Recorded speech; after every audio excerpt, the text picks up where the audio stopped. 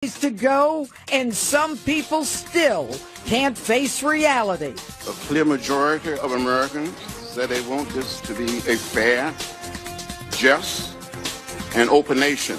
Then why are you calling the man elected to lead us illegitimate? Plus, martial law in Washington? Just when you think liberal Hollywood isn't wacky enough, it's Rosie to the rescue. Did you see Barack Obama's last speech? Everybody was crying. Were you crying? No. Why not? Because I didn't see the speech. Then, out with the old and in with the new.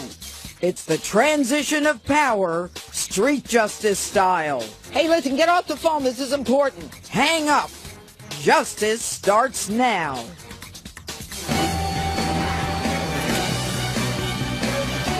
Hello and welcome to Justice. I'm Judge Jeanine Pirro. Thanks for being with us tonight as we sit less than 6 days from the inauguration of Donald J. Trump. Lara Trump, the president-elect's daughter-in-law, is here in studio with me tonight, as well as former Trump campaign manager Corey Lewandowski, among a host of others, maybe even a few Democrats. You never know. But first, my opening statement. We are 6 days away from what for centuries has been a peaceful transition of power. Yet our democracy has never been in greater danger. Instead of enjoying and celebrating this time-honored, sacred, and hallowed tradition where the torch is passed to a new, democratically elected president of the greatest nation on earth, we are mired down in the politics of division, fake news, and hate-fueled resistance to the 45th President of the United States. Shame on us. This week, a United States congressman, with no doubt a stellar record in the civil rights movement, John Lewis, said he would not attend the inauguration, adding this. It's going to be very difficult. I don't see this president-elect as a legitimate president. Not legitimate? Pray tell, Congressman Lewis, what's not legitimate? Donald Trump won by a large electoral college margin. And in spite of efforts to do a recount, which backfired big time, and efforts to influence those faithless electors, nothing changed. Congressman, you have devoted your life to equal rights and equal justice for all. You have been rewarded with a seat in America's most exalted House of Representatives. Likewise, Donald Trump has been rewarded with a seat in America's White House. Are you not a part of our democracy? Do you not want a peaceful transition of power? Did you not take an oath to support the Constitution, including Article 2 that created the Electoral College? You, a congressman for 30 years, know how to amend the Constitution if you don't like it. No one has a promise with your voicing your First Amendment rights. But you and your party, those purveyors of the peaceful transition of power, so concerned that the Republicans wouldn't be, are daily proving yourselves to be hypocrites. And another Democrat, Congresswoman Maxine Waters, proudly asserts her refusal to meet the man who will sit in the Oval Office. Where's equal rights and inclusion? Where's doing your job for the people who elected you? And as for those liberal Hollywood leftists in need of a lobotomy, like Rosie ODonnell, they are straight up communists. Rosie supports imposing martial law, delaying the inauguration until Trump is cleared of all charges. Rosie, I know you. I don't have a problem with you. But martial law? Are you nuts? Do you even know what martial law is? It's when the military takes over when we're invaded and we're at war. And by the way, Trump isn't charged with anything. And for him to be cleared, there'd have to be a trial. Ain't no trials happening, Rosie, during martial law. And on a personal level, Rosie, you would hate it. There would be curfews and checkpoints. There'd be tanks in the streets. And no, you couldn't call an Uber tank for a quick latte at your local Starbucks. Your tweet is stupid. Since when does the left want the military to take over? And a little primer, Rosie. When they do, people like you, who call for the overthrow of the president, meet a firing squad. And it ain't a happy ending.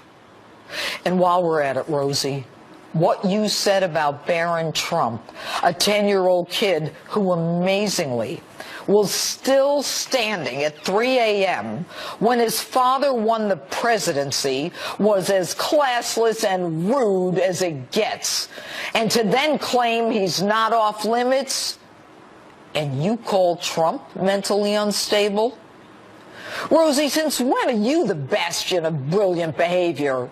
Why don't you put on your big girl pants and come to grips with the fact that Donald Trump is your next president, and you're either with America or against America? If you don't like him, campaign harder next time. And let this be a wake-up call to you and your Hollywood friends that you don't speak for America. And by the way, isn't Hollywood supposed to be inclusive and accepting of the views of people who don't look or talk or act like them?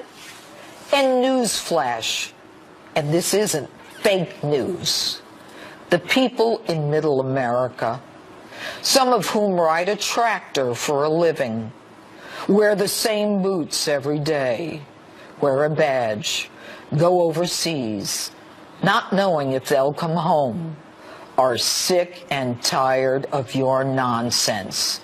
You know, the silent and forgotten men and women of America who rose up against you bozos and your candidate. It's about time you accepted them and respected them for their hard work, sacrifice, and yes, even their investment in your movies, TV shows, and records. From the liberal D.C. politicians to the liberals in Hollywood, my message, actually America's message, is the same. You lost, we won. Swallow your pride, get in line, stop thinking you're so damn important that the world has to stop and listen to your revolutionary nonsense. Your candidate just didn't cut the mustard.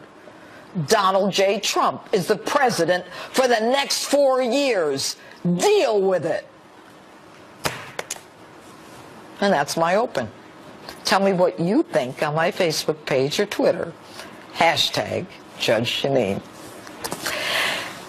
And with me now is the man who got Donald Trump's presidential campaign up and running and helped him plow through the Republican primary field, Corey Lewandowski. Good evening, Corey. Good evening, Judge. How are you? I am well. Corey, did the Hollywood elites and the D.C. leftists, did they miss everything that happened in the last year?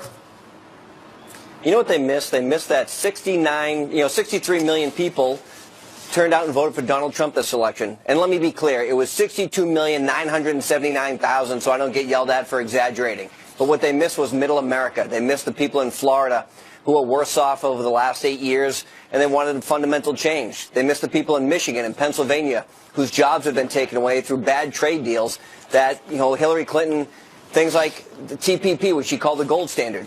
What they saw in Donald Trump was someone who's going to come to Washington and implement fundamental and wholesale change because they've been lied to for so long.